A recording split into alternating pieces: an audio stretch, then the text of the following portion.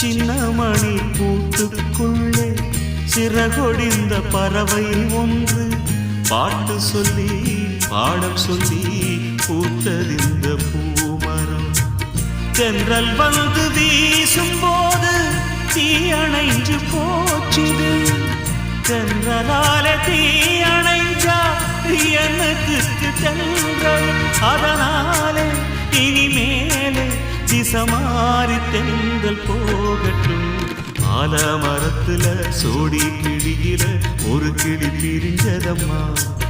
அது சாமம் வரையில பார்க்க முடியல, மறுபடி அது வருமா?